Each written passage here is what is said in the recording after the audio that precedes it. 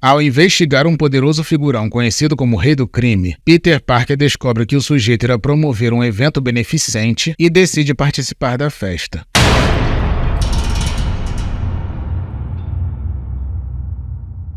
Enquanto 3 homens conversam em um beco, percebemos através do falatório que todos eles são marginais e pertencem a uma organização. E quando eles entram pela porta dos fundos de uma boate, Homem-Aranha aparece e já chega dando coice em 2 deles. Em seguida, ele invade o local e usa sua teia para atirar a arma de um deles. E quando o fortão do grupo parte para cima dele, o herói consegue desviar e rapidamente contra-ataca. Mas como o soco não surte efeito, o grandão consegue revidar. Com isso, o outro que maneja um chicote consegue pegá-lo. Dessa forma, o aracnídeo fica imobilizado, mas consegue se livrar do chicote dando um salto. Em seguida, ele arremessa o sujeito para cima do fortão e paralisa os 2 com sua teia. E quando eles se perguntam o que é aquilo, Homem-Aranha joga o terceiro em cima deles.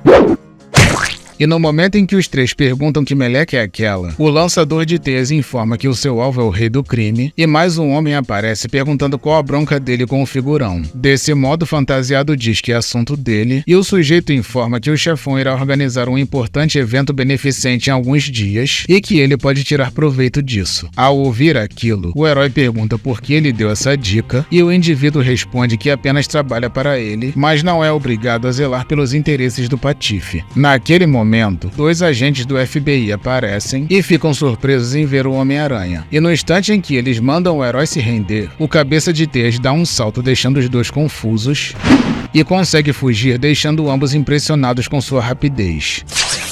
No dia seguinte, Peter lê a edição do Clarim Diário informando que o Homem-Aranha é uma ameaça mafiosa e percebe que a matéria nem menciona os outros criminosos. Com isso, ele fica pensando que foi um idiota por ter invadido o local de forma impulsiva e que precisa usar a cabeça, pois está mexendo com pessoas perigosas. Pouco tempo depois, no colégio Midtown, Peter percebe que Kong está falando sobre o Homem-Aranha e que ele partiu para cima da máfia invadindo uma boate. Com isso, Liz pede para ele parar de falar do Homem-Aranha e começa a chorar, deixando todos sem entender o motivo de sua tristeza. Em seguida, Mary Jane aparece perguntando para Peter o que está acontecendo e ele responde que não sabe. Desse modo, a ruiva senta ao seu lado e divide a sua Coca-Cola com um amigo. E enquanto os 2 adolescentes conversam, Mary Jane, muito sem jeito, pergunta se o Peter quer ir ao cinema com ela e ele responde que sim, sem pensar 2 vezes. E quando ela sugere deles irem na sexta, ele lembra que nesse dia irá acontecer o evento que o Rei do Crime irá promover e pede para irem no sábado. Dessa forma, Mary Jane aceita e ambos ficam satisfeitos com o combinado. Mais tarde, no Clarim Diário, Jameson pede para Peter enviar um disquete com uma matéria sobre o Hulk para revisão. E quando ele menciona o Homem-Aranha, Peter comenta com o Jameson que sempre ouve por aí que o herói está ajudando as pessoas, mas o Clarim sempre publica coisas contrárias a isso. Em seguida, ele pergunta se não seria melhor para o jornal se as notícias fossem menos parciais. Dessa forma, ele responde que por mais que as pessoas dizem que querem a verdade, tudo isso não passa de conversa fiada, já que tudo que eles querem é ler sobre heróis e vilões venerando os mocinhos e vaiando os bandidos, pois não passam de cordeiros que aceitam tudo que os editores querem que eles leem. Pouco tempo depois, vemos o grande evento beneficente que Wilson Fisk está promovendo. E depois de um discurso babão de um puxa-saco de terno agradecendo por tudo que o filantropo faz pela cidade, os aplausos começam.